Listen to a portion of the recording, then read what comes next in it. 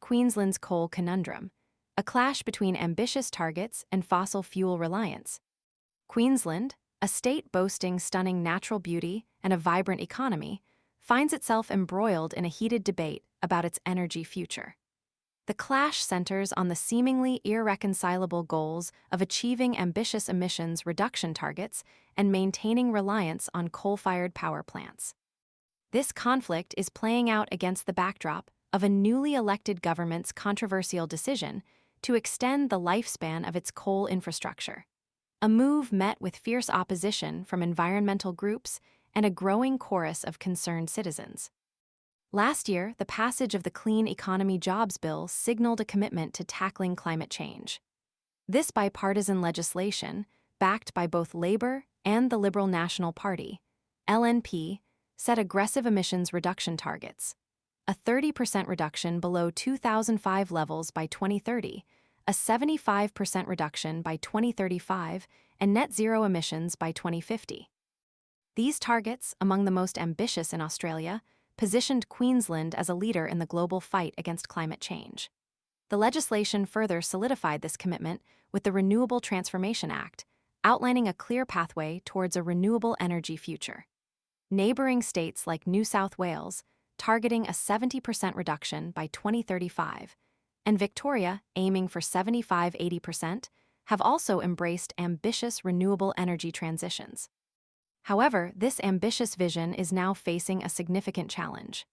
In a move that has sparked outrage, the LNP government, true to its election promises, announced a plan to extend the operational lifespan of its coal power stations beyond their previously scheduled 2035 closure dates. This decision directly contradicts the state's own stated commitment to a 75% emissions reduction by 2035, raising serious questions about the government's commitment to its climate pledges. The extension of Callide B Power Station, initially slated for closure in 2028, by at least 3 years serves as a prime example of this policy divergence. This decision is expected to cost taxpayers an estimated $420 million, according to Dave Copeman, director of the Queensland Conservation Council. Copeman sharply criticizes the government's actions, pointing to the clear contradiction between their election promises of a 75% emissions reduction by 2035 and the substantial financial investment in extending the life of a coal plant that directly contributes to greenhouse gas emissions. The move is seen by many as a betrayal of the public trust and a significant setback for Queensland's climate goals. This decision isn't merely about the cost. It also undermines the long-term economic viability of the state. The commitment to ambitious emissions targets is not just an environmental imperative. It's also a pathway to economic growth and job creation in the burgeoning renewable energy sector. Extending the lifespan of coal plants diverts vital resources and investment away from this rapidly growing sector, hindering the creation of new jobs and sustainable economic opportunities. The focus on fossil fuels risks leaving Queensland behind in the global transition to a clean energy economy.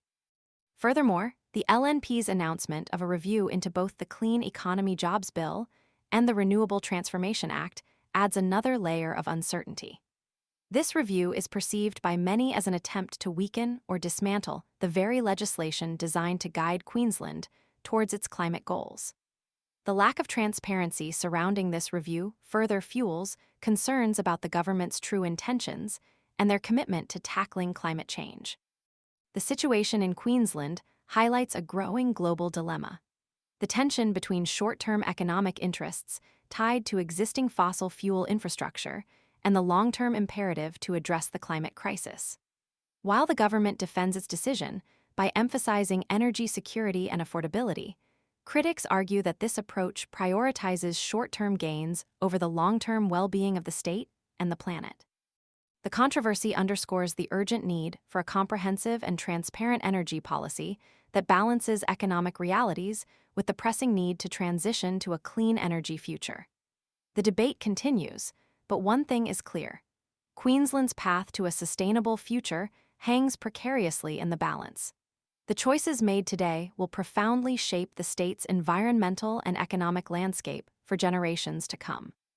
The question remains, will Queensland honor its ambitious climate commitments, or will it succumb to the allure of short-term gains at the expense of its long-term sustainability?